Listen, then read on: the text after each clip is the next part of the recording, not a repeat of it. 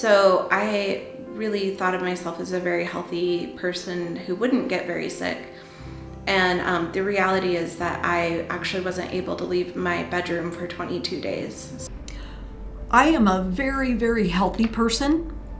I have no comorbidities at all. And I had every symptom for 12 days. I was sicker than a dog. I was laid up with the worst cough I've ever had in my life, congestion, woke up like that. There was no warning. When you get the flu, you kind of ache all over.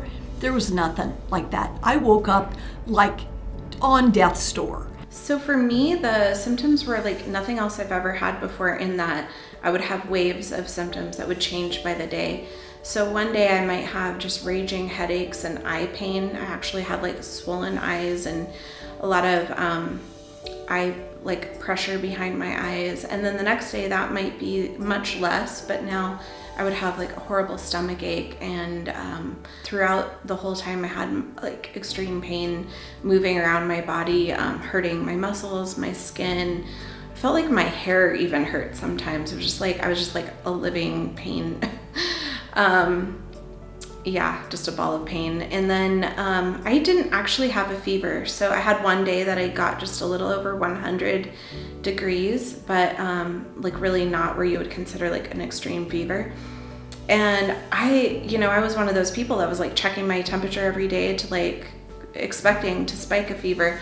None of that happened for me. And actually quite a few of the people that I've been in touch with since then, and I've asked them about their experiences, they also didn't have a fever. So I really want to get the message out that you cannot use your fever as an indicator of whether or not you do or don't have COVID. If you have a fever, it's a good reason to go get tested, but it's not that if you don't have it, you're in the clear. 12th day I woke up and every symptom was gone.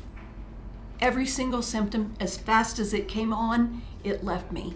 But those 12 days, let me tell you, it kicked my butt. The recovery time from this has been pretty challenging for me, and building back up my stamina has been really challenging.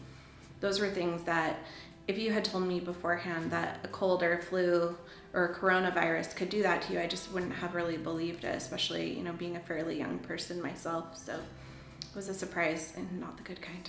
This isn't a conspiracy. It's real. We haven't had anything like this in our world since the Spanish flu, and that killed millions. I mean, the chances of you dodging this bullet, slim, very slim. I would have never in my life ever thought I would have caught it. Okay, so I can totally understand if you're one of those people who think that COVID isn't a very big deal, or you think it's like a cold or a flu, because there are a lot of high-profile people in this country and around the world who have had mild cases of it. And thank goodness there are mild cases, because we'd be in huge trouble if there weren't.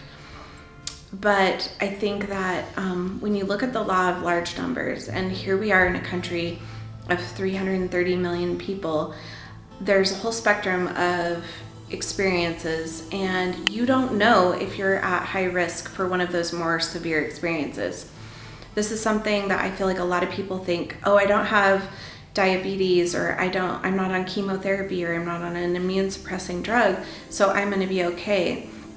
And the truth is, we don't know enough about this disease to determine who is at more risk for a more severe case. So yes, age is a definite indicator for death, but there's a lot of other things that can really hurt you besides just dying. And like, I'm so thankful and so fortunate to have survived this. I took it off to go fly fishing.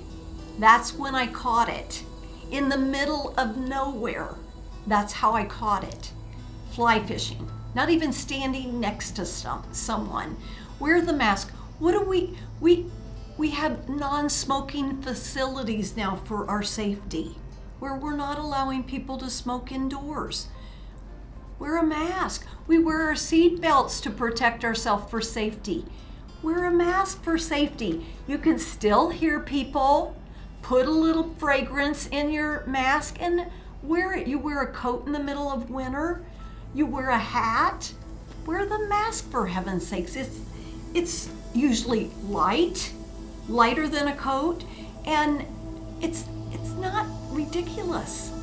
I mean, definitely you never have to wear lipstick again.